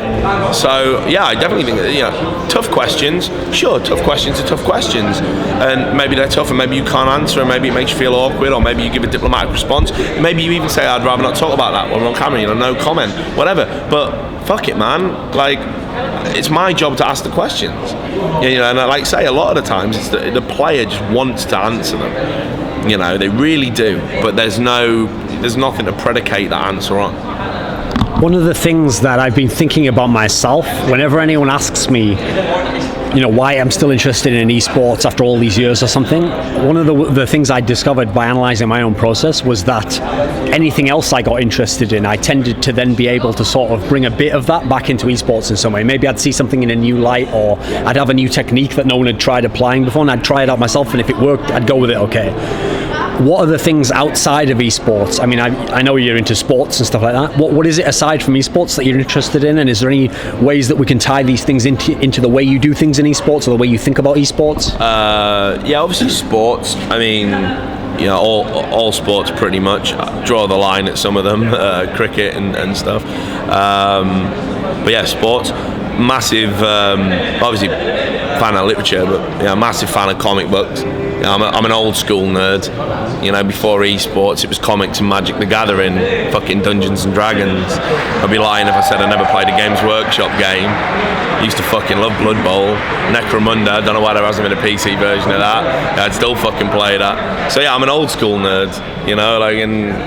It was always at odds. My friends could never figure it out, because on the surface here I was, a beer swilling, rugby playing, boxing, sports jock, and then on a night when he wasn't beer swilling or training, having a fucking game of Necromunda or a game of Magic the Gathering, or reading, Brubaker's run on Captain America or whatever. So, I love all of that stuff, and trying to think what else. It's such a hard question. Like, I try. I don't do this as much anymore, and it's really sad that I don't. It's kind of pathetic that I don't. But I used to do a lot of political activism type stuff. I've done stuff with Amnesty International and helped with the Right for Rights campaign, and I'm currently working on some volunteer. God, this sounds terrible. I've got to think about how to phrase it. I'm doing like voluntary work with the homeless, but I'm kind of trying to write about the homeless in Birmingham. Yeah, maybe. I don't know where it's going. I mean, like, they're all. I'm not duping anyone. Everyone knows. I mean, like, you know, anyone I talk to knows. It's not a trick. I'm not undercover or anything. Because in Birmingham, you know, we got a real big homeless problem. It's a big social issue, and I'm amazed because I used to be one of these assholes. Like, what happened was I used to be really, really liberal, like wishy-washy. Then I went to India and I saw what I considered real poverty, and then I was like really stern. Big issue sellers, like, you know, fuck you. I've seen real poverty. You know, you've made bad choices and all this other, like, almost conservative rhetoric coming tumbling out of my liberal mouth. You know, like, such a contradictory standpoint for someone that was really sensitive to the situation. And I've kind of, you know, my girlfriend is a social worker and she specialises in child protection, so a lot more social issues are kind of at the forefront of my thinking. And I think, fuck, you used to do so much good stuff. Like, you used to actually, you know, help, you know, contribute something positive to the planet instead of just being all about this esports bollocks, and then on your day off sit in your pants and you know, when the football results are finished, again, idling away in solo queue and not doing anything. And I get, you know, that's great when you're younger. As you get older, you start thinking more about your contribution. You know, time's finite, and I know I'm only 30, but I reckon that's about 50% of the way in. So you definitely got to think about, you know, what the footprint you're going to leave behind is. So I'm trying to do some good stuff, not out of guilt, just because I used to anyway, and it interests me, and it's incredible. So I've been spending a lot of time with like homeless guys around Birmingham. What kick-started that was 2 big issue sellers got stabbed to death, broad daylight, like by some individual who had he had issues, but he seemed to take issue with them as well. And we passed them all the time. I knew one of the vendors that got killed, you know, and he was older than me, and, you know, on the streets, and it's like, wow, what the fuck. And like, that story was like big news for like 2-3 days, and then, you know, fuck it, like, cause they're homeless, right? So who gives a shit? And that was like awful. And then I was like outside of my local shops, and there's a guy out there, and I won't say his name, but he's a big guy, you know, ginger beard, like, such a nice guy. Like, doesn't ask for change, doesn't say anything, and gives, you know, he gives people directions off the shop shut. He tells them where else they can go to get what they want, almost like offering a community service in a way. And he's ex-military, served in the military, and now he's like living on the streets. Can't get a house, not a priority, can't get back there. You know, I'm not patriotic, and I don't necessarily agree with what the military does, but made a sacrifice, served his country, homeless, sucks. So I got talking to a few other guys, you know, so I'm really trying to do something a bit more positive on that, because that, I was, you know, whenever I said about bad choices and made all the lazy stereotypes I was doing a few years ago, I was fucking fundamentally wrong. It's tragic in a country as affluent as Britain. We've got a homelessness problem. So yeah, I'm trying to be a bit more social. I'm trying to be fucking social issues. Even in the back of my mind, while I'm talking about this openly, I'm kind of need to cut that out, because it looks like such a fucking pathetic "love me, I love the homeless" thing. So I don't know if I'll say to leave that in, but yeah. So that's it. Like, you know, just trying to. Right, it's cause esports is so non-impactful, is the word. So maybe it is guilt, like, because I make my living out of it, and it's like it's a rich boy's toy, and I'm not from that background, so maybe I'm starting to feel like this guilt. So I'm trying to start doing more stuff, more positive stuff. So yeah, I'm hugely interested in politics. I used to, and social situations, and I want to try and do more. I always wanted to run and be a local politician one day. Okay. But they don't tell you how to do it. And I didn't want to do it on a platform like, you know, Monster Raven Looney or haha, the democratic process is so absurd, so we will highlight the absurdity in that process by doing it. I didn't want to do that very middle class thing of like trying to turn the system on itself. Yeah, I wanted to treat it seriously and see where it went. I ran for university president, finished like third out of 7 candidates. That was kind of good. So yeah, I'm interested in all that shit, man. Like, there's There's so much. I'm trying to think of anything else that's less interesting and preachy. Yeah, we'll just stick to comic books. Fucking love comics. The way I wanted to tie this in was, when I think of myself over the last couple of years of like, you know, will I keep doing esports stuff? What would I do in esports? In one of the sports I like to follow quite closely is basketball, okay? And in basketball, they actually have a term which is like a lifer, which is someone who, you know, maybe they played, then they became a coach, and the idea is because it's a real industry, if you really want to spend your whole life in basketball and you have a talent for it, you can just spend your whole life. You can be 80 and then you die and you still would do a coach or an analyst or a scout or something. But in esports, we still don't know if that's possible because we're pretty much the first generation even trying it, okay? We're doing it for a long time. So there's always going to be the question, well, are you going to keep doing it now? And so if things seem like they're going well now, could you ever see yourself doing this for another 10 years?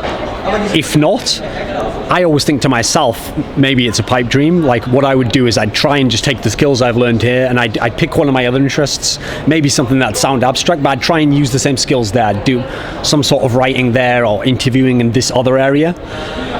Do you have a similar plan? Could you stay in esports for a long time still? Is there something else that you've got lined up or you'd like to think you'd move into? I think tying it to the preachy shit earlier, like I'm not good at a lot of things. Like, you know, I used to be physically fit. That's gone.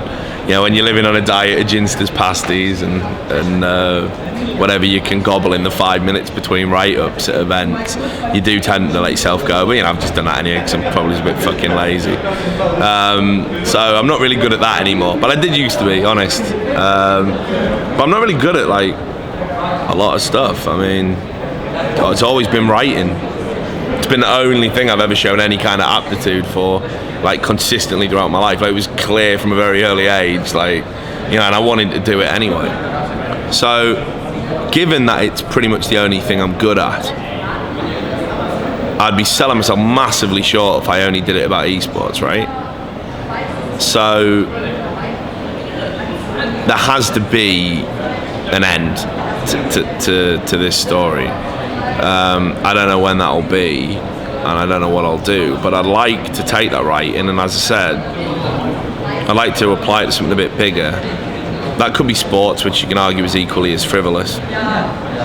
But yeah, maybe doing some writing about these kind of social issues that I'm talking about. I really want to write this book about, you know, like the plan was to kind of spend a year with these guys, and I'm volunteering in a homeless shelter in Digbeth, and you know, I wanted to talk about how, you know, what happens to them in a year, because they don't get off the streets. That's for certain.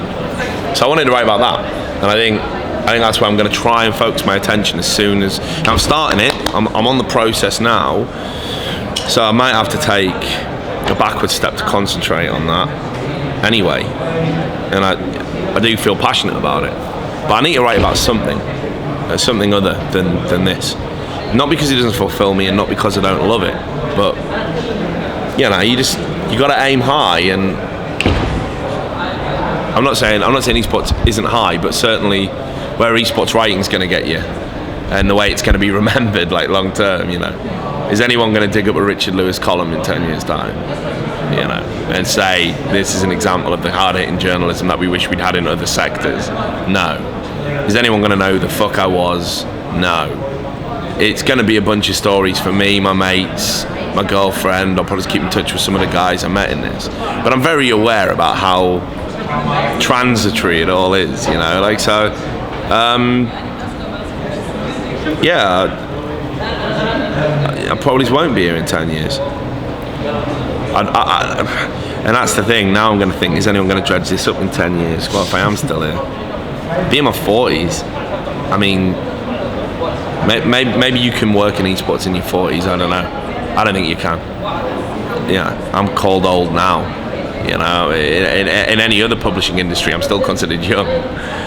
But in esports, I'm an old man. So, yeah, I think I'll probably have to move on at some point. I got a couple of good years left. I think I'm interested in all this video stuff. You know, got this phone in. I had a go at hosting an event the other day. Not as easy as it looks. It was a bit shit. Red Eye does make it look easy. So yeah, I'm gonna try. I'm gonna try some new stuff, and I'm gonna keep doing what I do. And then probably, I don't know, 2 years from now, unless there's like this huge like requirement for it, like people literally, Rich, please don't go. You know, we esports can't function without you, which will never happen. Yeah, I'll probably just need to move on and focus on something a bit more important. And not to be disrespectful to anyone in the esports industry, but there is a bigger world out there. One of the things I've tried to kind of get at as a theme of the ambience that I've set up in this interview is the idea that even some of the bad things, or even some of the things that are perceived to be negative about the personality of an esports journalist, are almost like a necessity to do good work or to do something interesting or different. Okay, and so since you mentioned comics, I have a quote actually from someone I know who's a writer that you enjoy, Warren Ellis. Yeah, Warren Ellis. And it goes like this. It goes, "You're miserable, edgy, and tired. You're in the perfect mood for journalism." What do you think? I mean, Warren Ellis is one of those guys where it's like, he's the perfect example, I think, of a persona. Like, he's bluff and bluster a lot of the time and pure bullshit. Which isn't to say he's not brilliant, because he is. But he was one of the guys, I think, who adapted very well. His work was so well respected, there was a requirement to find out the person behind the work. What is this guy all about? And he wasn't really ready for that, and what he presented was almost like a caricature of himself. And certainly that's what everyone who knows Warren Ellis says, yeah, he's not like that at all. And then Warren Ellis says, you know, how dare they say that about me? But you know they're not lying. So, yeah.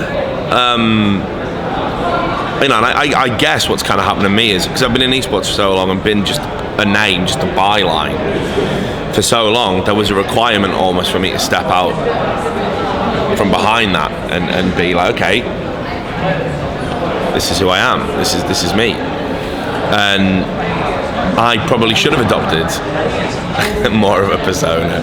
I probably should have been a bit smarter about what I showed about myself, warts and all. And I didn't. But yeah, on the quote itself, I don't always agree. Like, some of the best pieces of journalism, I think, are almost celebratory in nature. I think you can be, you know, scathing, and I think you can have all those negative attributes that he's listed there, and certainly it's not a bad start to producing good work. But I wouldn't say any of them were essential by any means. You know, like Hunter S. Thompson was, you know, if you look at like something like what's it, Fear and Loathing in Elko, was it? No. He did a series in Rolling Stone. I think it was Fear and Loathing in Elko. I'm disgusted at myself and I'm remembering it. But it was basically about a Mexican national that had been beaten to death while in police custody, and yeah, angry, incandescent with rage about the injustice of it all. Brilliant piece of writing. Then you take something like, I don't know, the Kentucky Derby is decadent and depraved, almost like a celebration of America's grandeur, with a twist on it that they all took mescaline while they were there. And yet what makes that brilliant is what they're writing about is so horrific and twisted, it is more horrific and twisted than anything that the mescaline's doing to their brain, which is a great and beautiful comment on America. But that's almost like a celebratory piece. It's almost like this is what America is. I wouldn't say he was necessarily angry, edgy, pissed off, you know, tired. You know, it's very flamboyant, and like any emotion, as long as it's honest and raw, can produce a good piece of journalistic work, because that's the key. The one thing journalism cannot eschew is the truth, and if you truthfully feel a way, it'll be reflected in the work. And as long as it's coming from a true place and not a contrived place, and not a, you know, not where you've adopted almost like a fake mood in order to produce a better piece of work, the work will always be good.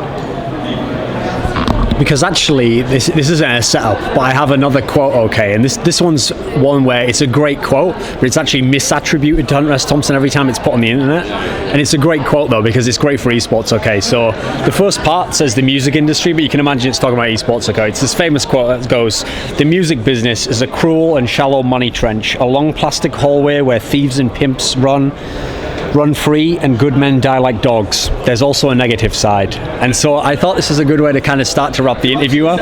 I think it actually was from something he said, but it wasn't as good as that. It's one of those quotes where people have made it a bit better, but they have made it awesome. It sounds like the kind of thing Jan Wenner would have fucking kind of spruced up, so to say, because he loves cashing in on that Hunter mythos. Now I'm sure they're friends. Right, well, because there's an aspect to esports that's shit, but it's also brilliant in a way, you know. And we, as much as we hate it, we also revel in it. What do you think?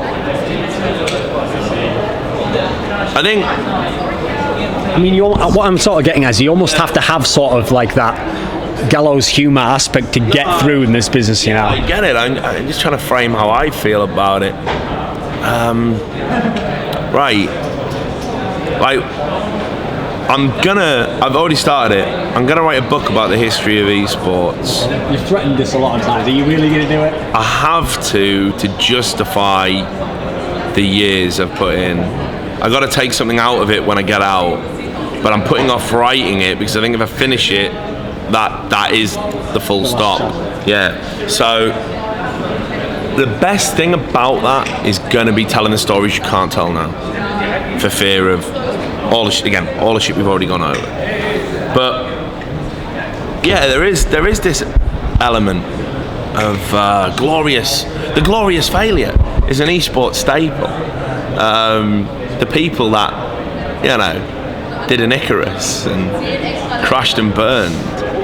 Yeah, fuck man, we love writing about those guys. I love watching someone come in, you know, with loads of money, and you can see what they're doing. It's just a giant game of financial Jenga. It's just, when's it going to come tumbling down? Like, and you know it, and everyone knows it, and we're all sat there poised. And because of the nature of the esports industry being this fledgling business run by 20-somethings with their first marketing budget, and so many people down the years who are fundamentally not equipped to run any sort of business, let alone one they don't really understand. You know, there's been some fucking amazing stories, and like I said, the biggest shame is not all of them get told. But when you're in a place where you can tell them, i.e. they have crashed and burned so hard there's no chance they'll rise like a phoenix from the flames and burn you back, that's when you get to do the best work. And that's when, yeah, you know, it's kind of cool to sort of almost revel in the heady excess of just how dumb people can be when they get money. And yeah, esports has a lot of great examples. For me though, a lot of it ultimately is really tragic, and I almost feel sad that some of the people I know who are amazing and great personalities, and they should be famous, they should be better than what they are, they should have a following, they could have been genuine contenders, and if they'd been who they were in esports in any other field, we'd all know who they were. And I think the greatest tragedy is that esports, because we got in at the start, it never gave those people the platform to be who they could have been. You know, so yeah, I guess for me, it's always going to be tinged a little bit with sadness. I've always said there's no doubt esports is going to get to the promised land. There is no doubt it's going to be big. There's no doubt one day people are going to be flicking through the channels and it'll be, you know, Sky Sports esports, or, you know, there'll be an ESPN division of esports. It's going to get there. It's going to happen. 100%. Absolutely, it is. It's going to happen. For all of the people who were in at the beginning, the pioneers, I don't know how much of a comfort that is. So I got another quote for you to kind of go towards the end now. Okay. And it goes like this. It says, "Journalism will kill you, but it'll keep you alive while you're at it."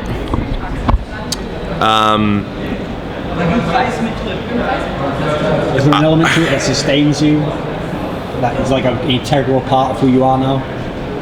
Alright, let's just be honest. I was going to calculate it. I was going to be devious right at the end.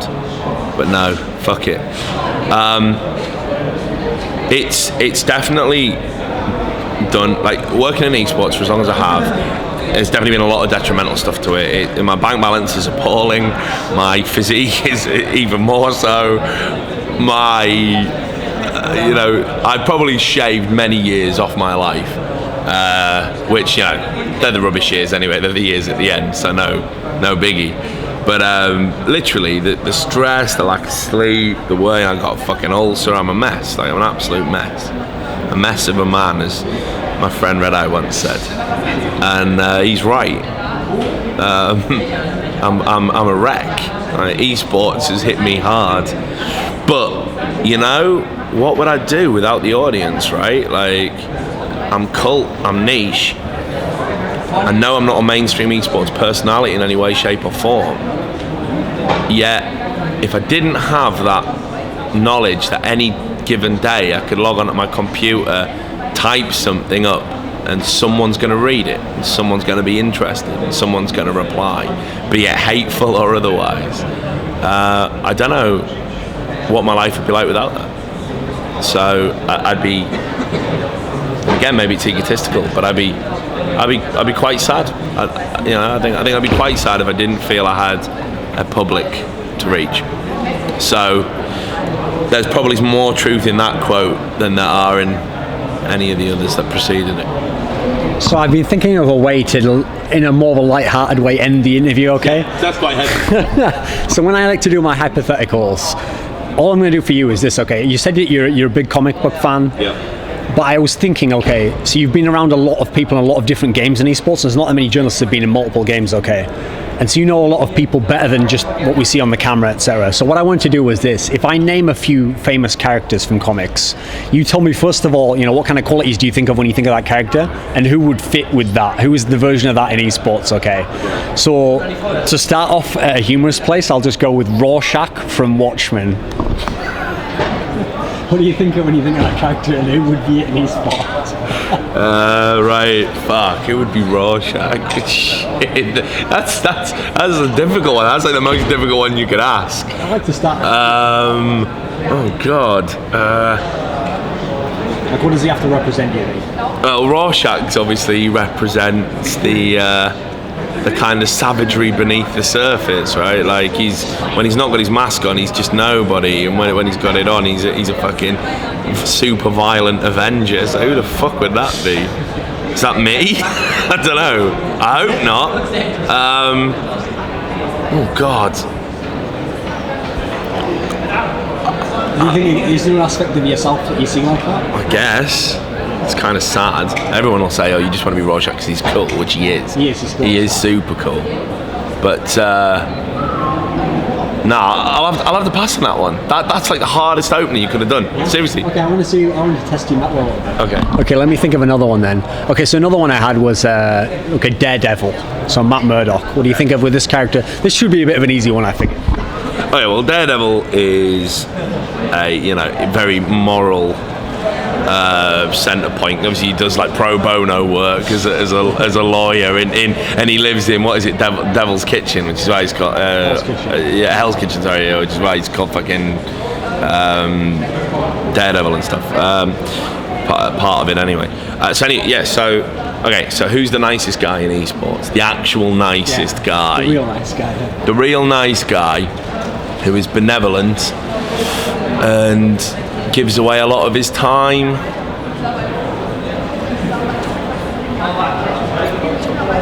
See, because this is the thing as well, people aren't going to know half of the guys that I know, and I'm going to say it and it's not going to mean anything. Well, give us a reason why, maybe that'll inform them. Okay, well, one of the nicest and most generous guys, like when I was coming up and getting into esports, one of the people who definitely did the most for me in the long term was, well, it's kind of split, right? I'm only introduced to like I only got to reach the top of the Counter-Strike source scene because there was a guy called Benno Bolcom, and he was the captain of a team called Z-Board, and they had a massive sponsorship. It was kind of the Z-Board keyboards, they were there, which was Ceratec, and I don't know who owns them now.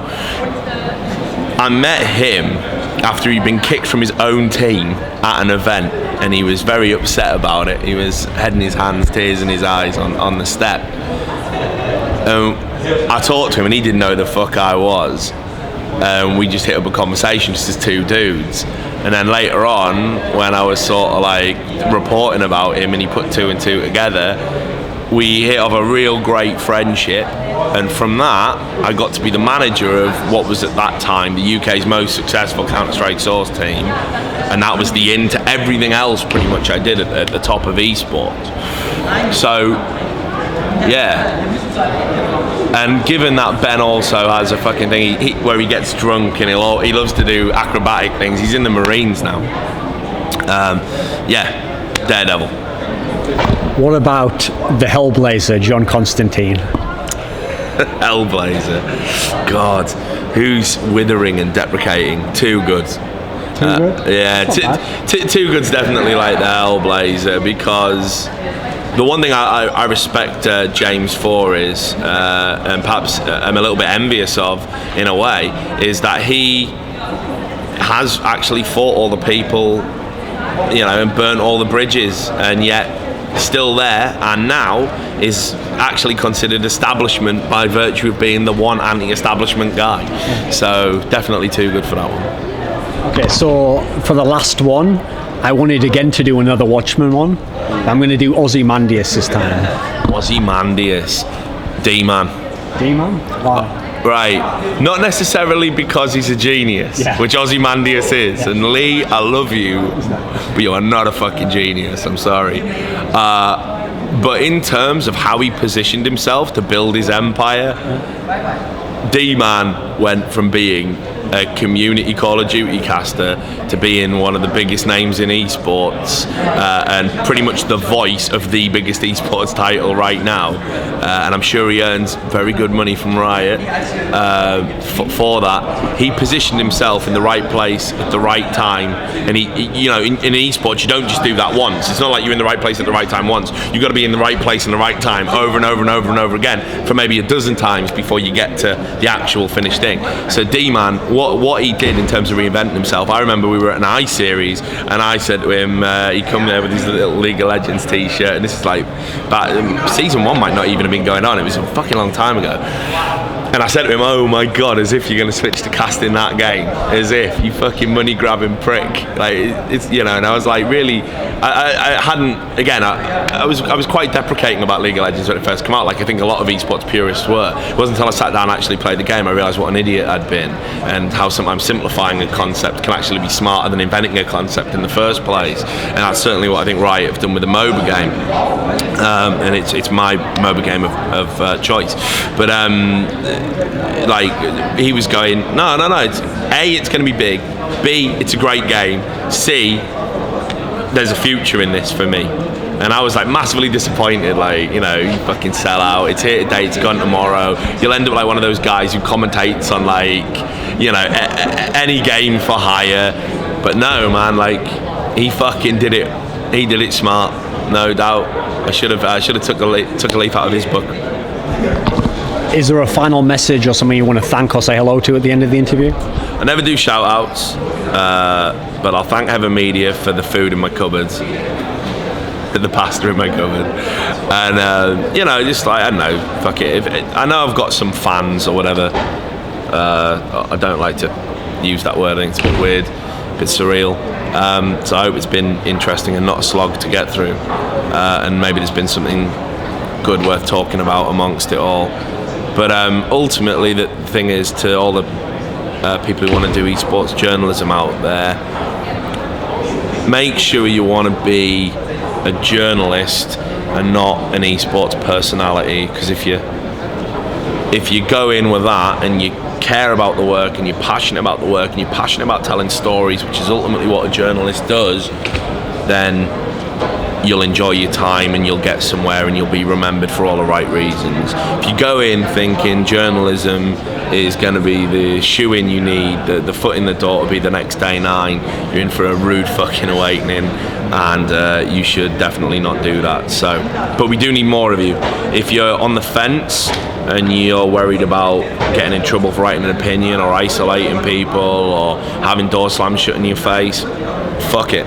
Do it anyway. Start a blog, write under a pseudonym if you absolutely need to, but just write, because esports right now is at a very difficult moment where we're actually losing the voices that made esports so, wide-reaching, and it's being controlled by developers, which for me is a very dangerous future to be moving into.